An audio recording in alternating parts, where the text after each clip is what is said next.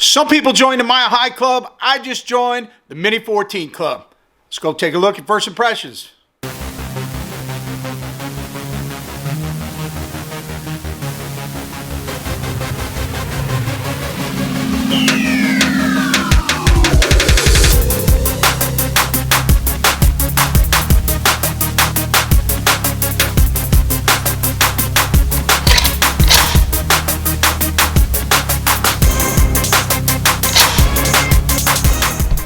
Welcome back, and thanks for joining Todd the Gun Guy.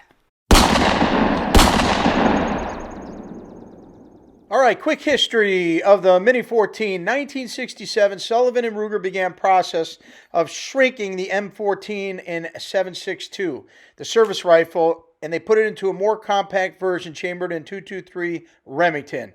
Project took those guys about 6 years, and in 1973 came out with the MINI14. And the following year was a mass production that it began. And there's a couple of variations available, but the ranch rifle, MINI30, and some government models. All right, stories like this. All you YouTubers out there that got the MINI14, Mr. Big Kid, Strictly Plinking, the list goes on and on. Thanks you guys for showing me what you had. Definitely got me interested. But I got to say, it probably dates back a little bit before that with the old A-Team. Dun, dun, dun, dun, dun, dun, dun. Right, the A-Team, Hannibal, and Mr. T and those guys with their beautiful MINI14s. Love the action, love the look. The original thought of mine was to get the old wood stock with the stainless upper, and that's the way I was going to go.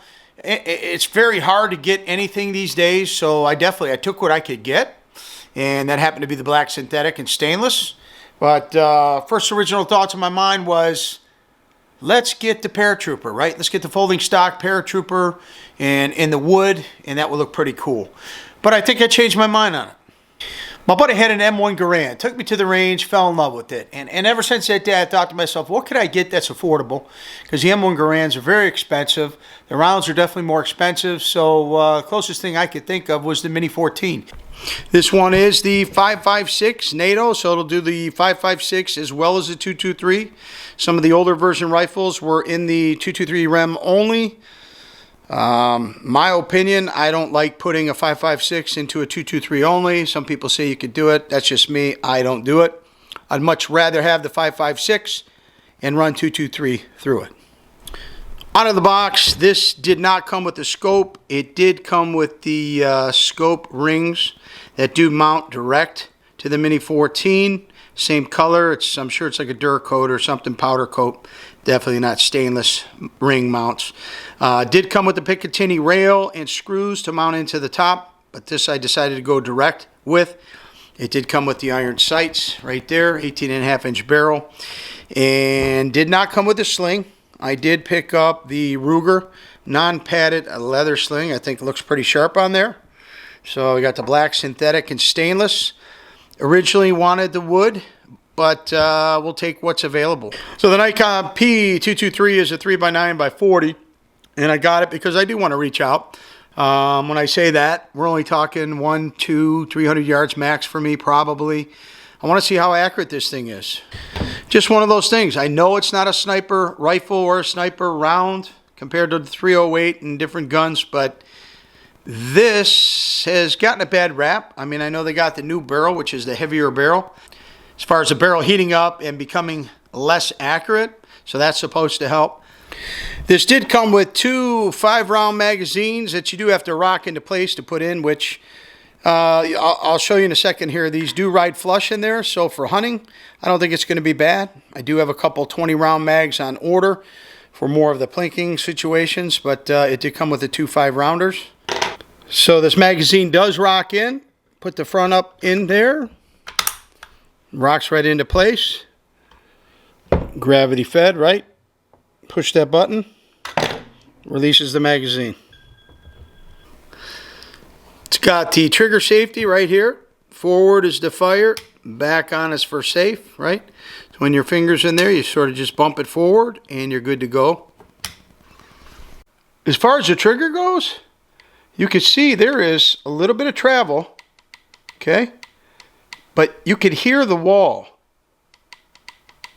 I mean, you could hear it. It's audible when you get to it, okay? And it's got some pressure to it. I'm okay with that. I actually really like that.